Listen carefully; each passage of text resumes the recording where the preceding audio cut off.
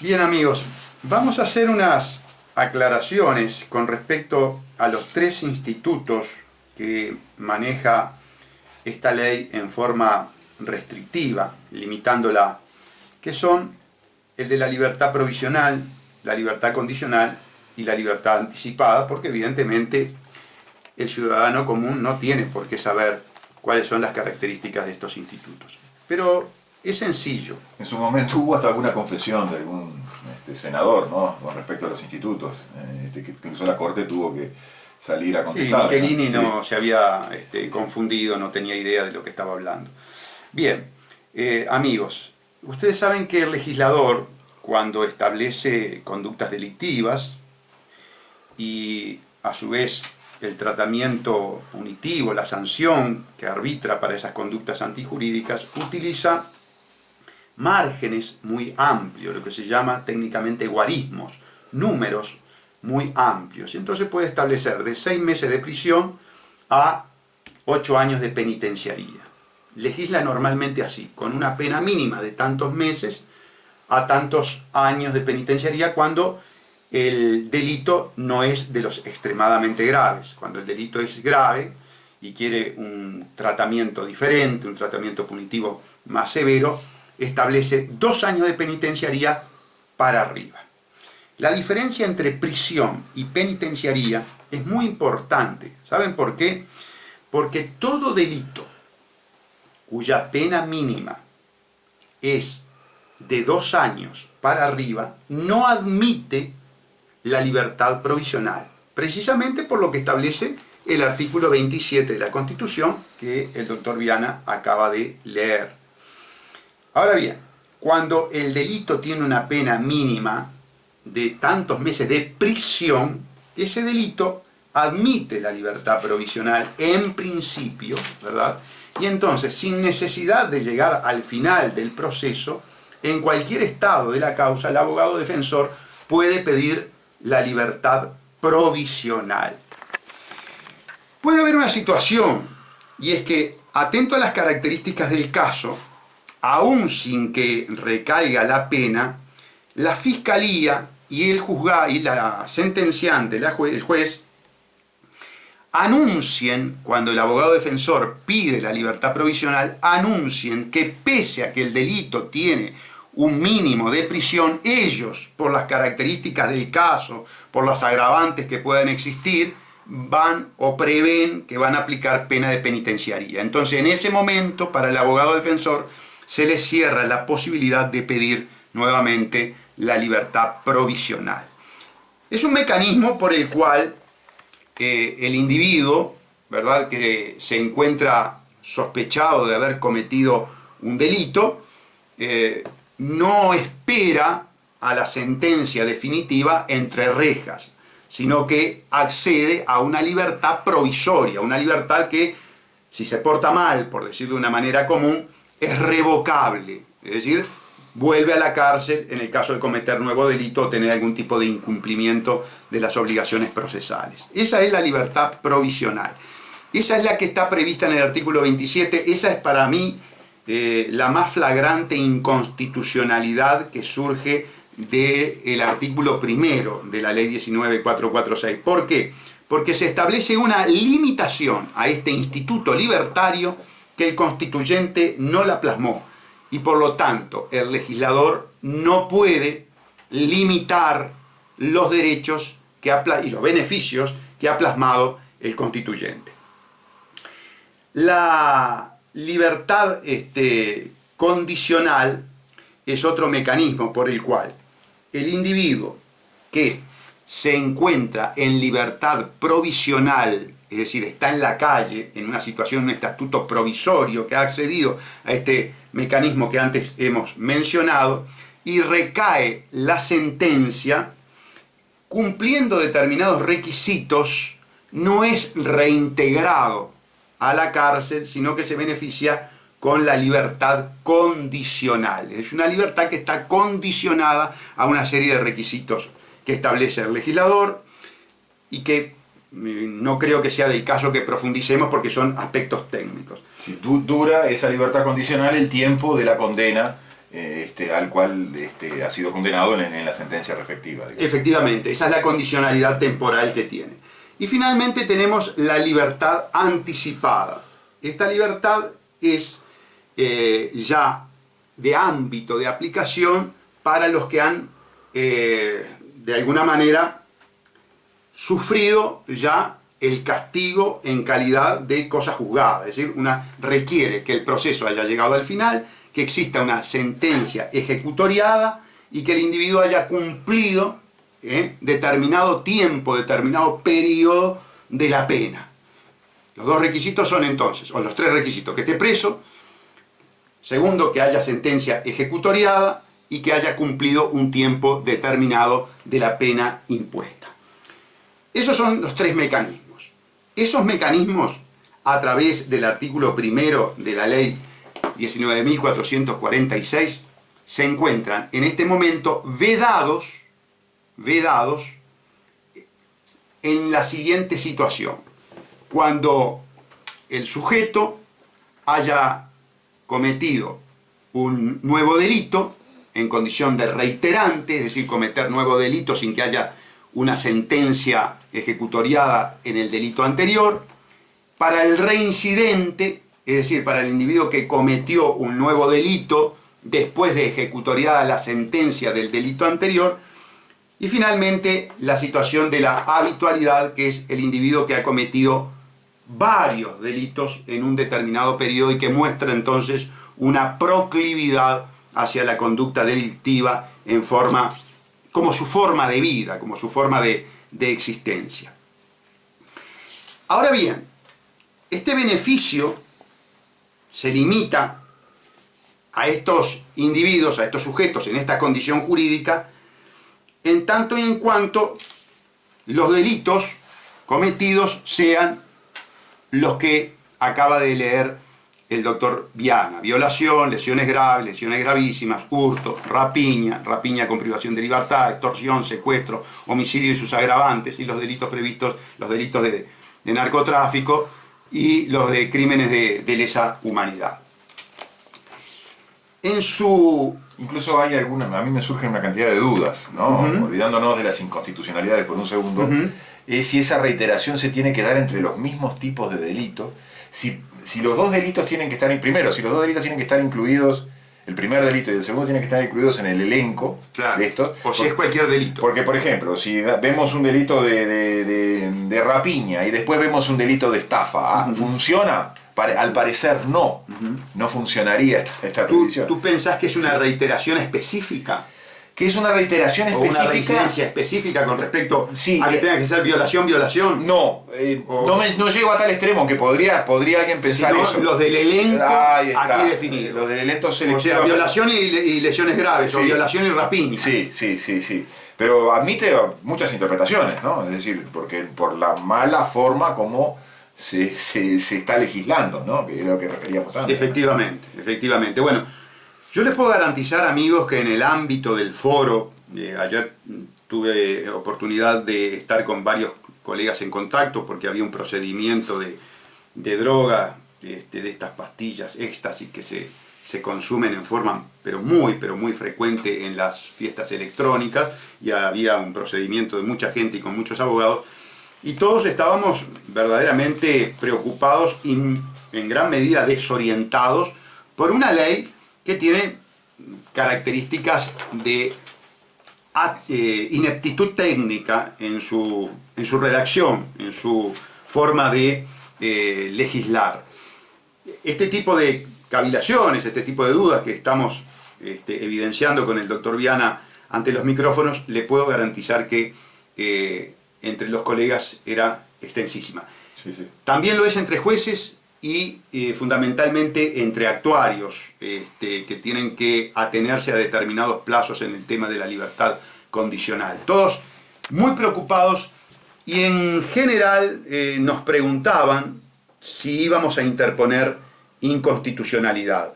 Y ese es otro tema también, digamos, con una problemática fáctica que más adelante si nos da el tiempo la vamos a poner de manifiesto. Pero te cedo la palabra, Enrique, para que sigas en tu análisis. No, Gustavo, yo creo que, como bien dijiste tú, esto es una ley que tiene dos partes, ¿no? Y yo creo que la primera parte, esta, que indudablemente está imbuida de un mayor grado de represión, ¿no? Esta norma es una norma netamente represiva, al quitar un beneficio de estas características, e incluso al pretender que ese beneficio se quite a los procesos en trámite, a las situaciones donde ya hay delitos cometidos, y aplicar esa previsión en forma retroactiva. Es una norma, el artículo primero junto con el último artículo, una norma de índole represivo muy clara. Pero creo que al mismo tiempo es una especie de cortina de humo, porque contradictoriamente, un poco como aquello, como te digo una cosa, te digo otra, como te digo una cosa que me pongo muy malo y muy duro a la hora de los street crimes, sí, señor. Sin embargo, a la hora, siguiendo la misma terminología, de los financial crimes, donde incluimos los delitos de los gobernantes y los delitos de los poderosos, aparece un instituto sumamente novedoso, que va en sentido absolutamente contrario a la dureza represiva del artículo primero. Y es el artículo 2. Bajo un capítulo que se llama de las penas alternativas a la privación de libertad. Y allí se establece que el cumplimiento de penas privativas de libertad podrá sustituirse con alguna de las siguientes penas. Se sustituye la pena privativa de la libertad por una pena en libertad, que se les pone el nombre de libertad vigilada o de libertad vigilada intensiva. Perdón, una interrupción, Enrique. Cuando hablamos de pena, estamos hablando de que ya se llegó a la sentencia final, es decir, ya estamos en el fin del juicio y se le va a aplicar al individuo la pena que debería cumplir preso. Pero precisamente el legislador legisla para que esa persona que cometió determinado tipo de delito, que ahora los vamos a ver, no vaya presa. Es decir, tiene mecanismos de que cumple la pena en libertad. Sí, correcto.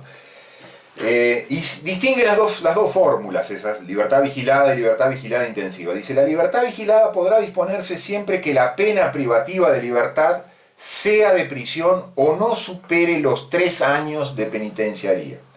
Y la otra, la libertad vigilada intensiva, que supone algunas condiciones más, vamos a verlo después, pero que supone libertad, podrá disponerse si la pena privativa de libertad fuere superior a los 3 años y menor a 5 años. Lo primero que a mí me surge es que esta disposición rompe la regla de las penas de penitenciaría, porque admite una pena en libertad para individuos que tienen más de 2 años de penitenciaría en la condena. Es decir, si un individuo tiene 2 años y 5 meses de pena de penitenciaría, se le va a aplicar la libertad vigilada. Pero si un individuo tiene 4 años de pena de penitenciaría, también se le puede llegar a aplicar esta libertad vigilada intensiva. Los delitos previstos en la ley 17.060, los delitos contra la administración pública, estos que están tan de moda, estos que nosotros buscamos que se tipifiquen en nuestra denuncia, normalmente entran dentro de estos guarismos punitivos y por lo tanto los que cometen este tipo de delito podrían acceder a la libertad vigilada o la libertad vigilada intensivamente. Por eso yo la llamo ley paraguas para los chorros de ANCAP, porque, y no solamente de ANCAP, de una cantidad de entes más que están siendo saqueados. Esta es la previsión para que el delincuente de cuello blanco no vaya a la cárcel, es decir, no cumpla la pena en la cárcel. Y como se van a prever otros mecanismos libertarios para cuando aún está en vigencia, o mejor dicho, en trámite el proceso, en definitiva, como ya hemos visto que ha pasado, no van a ir a la cárcel. Esa es la cortina de humo y el doble rasero al que pienso que tú te estabas refiriendo. Sí, correcto. Tú lo miras hacia el futuro y me parece muy correcto. Yo lo miro un poco hacia el pasado y es un poco un síndrome que quedó del caso de los Peirano y el caso de Campiani, ¿no? Ni en el futuro, con esta legislación, ni los Peirano ni los Campiani van a ir presos por hechos similares. Ahí está. Entre otros, ¿no? Ahí está. Entre otros. ¿Por qué? Porque lo que se va a decir es lo siguiente.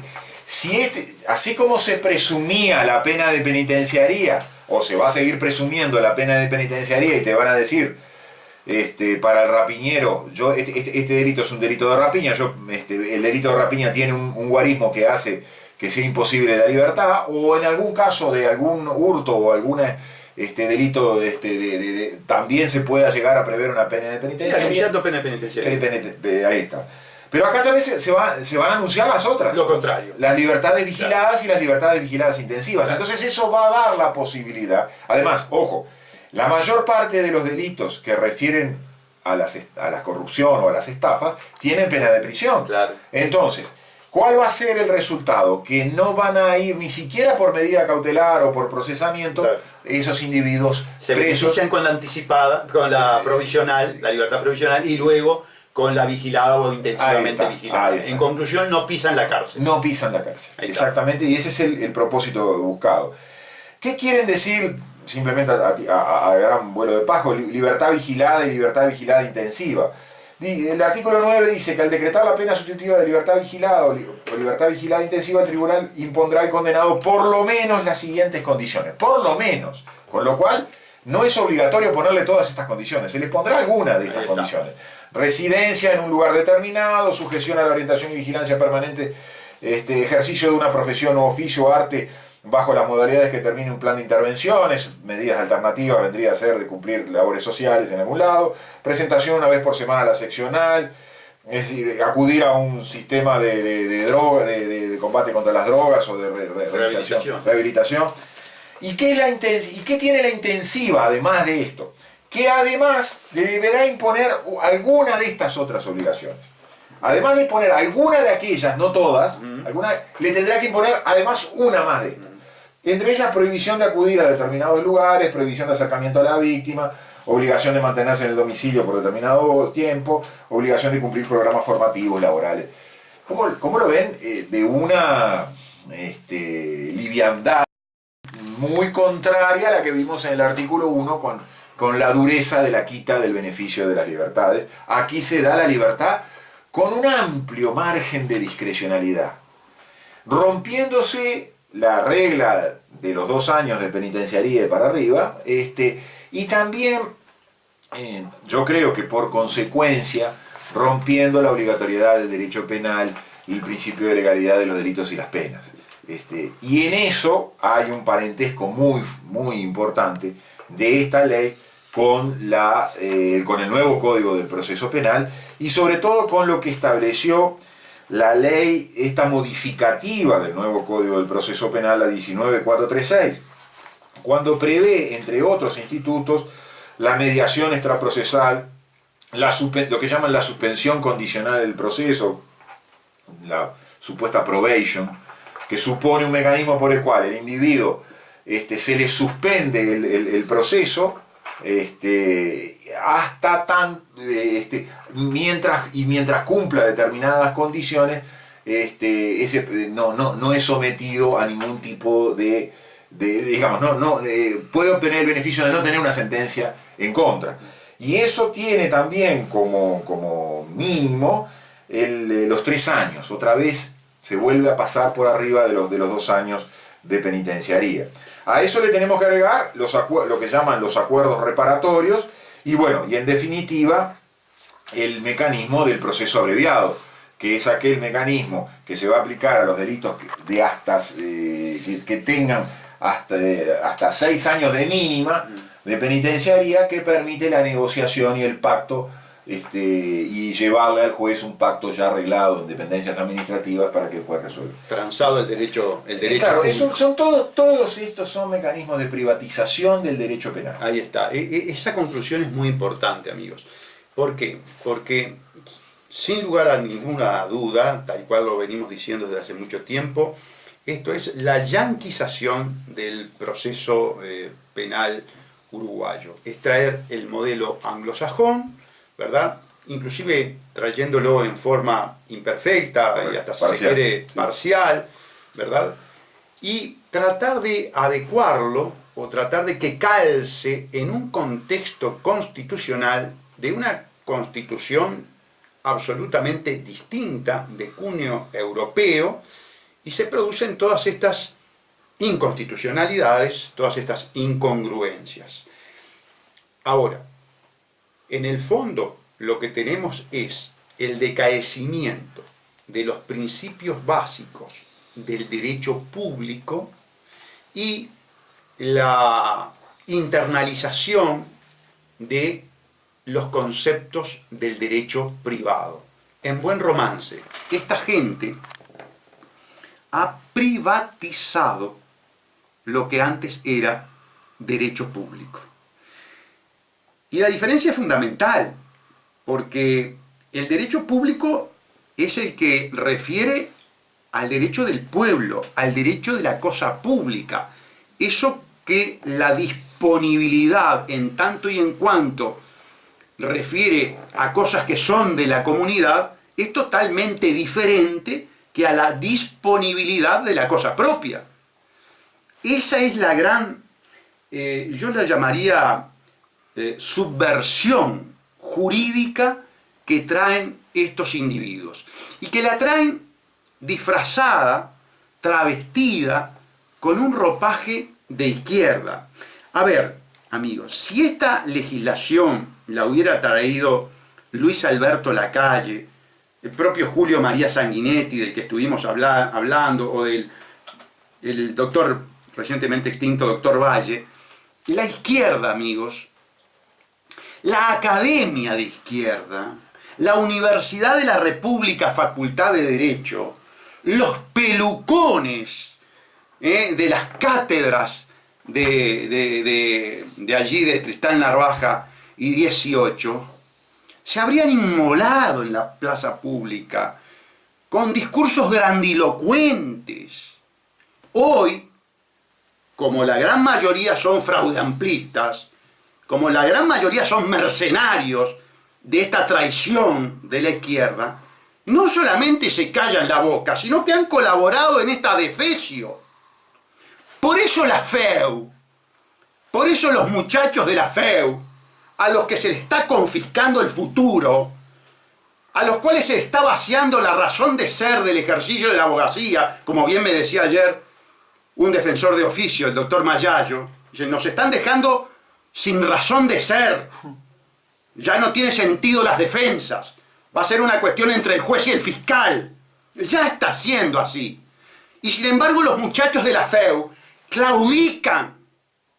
Muchachos de la FEU están siendo carneros frente a esta yanquización, frente a esta criminalización de la pobreza que llevan adelante el gobierno de los viejos decrépitos, que ustedes los consideran todavía de izquierda. Esto, ¿saben qué? En la década del 70 se incendiaba Montevideo, muchachos. Hasta el PIT-CNT salía a denunciar la criminalización de la pobreza. Como está comprado, como está corrompido, como están haciendo la de ellos, se callan la boca. Se callan la boca de esta catastrófica criminalización de la pobreza mediante la privatización del derecho público en forma absolutamente atécnica, en forma absolutamente burra, torpe, porque así se legisla en la caquistocracia fraudeamplista, torpemente, atécnicamente.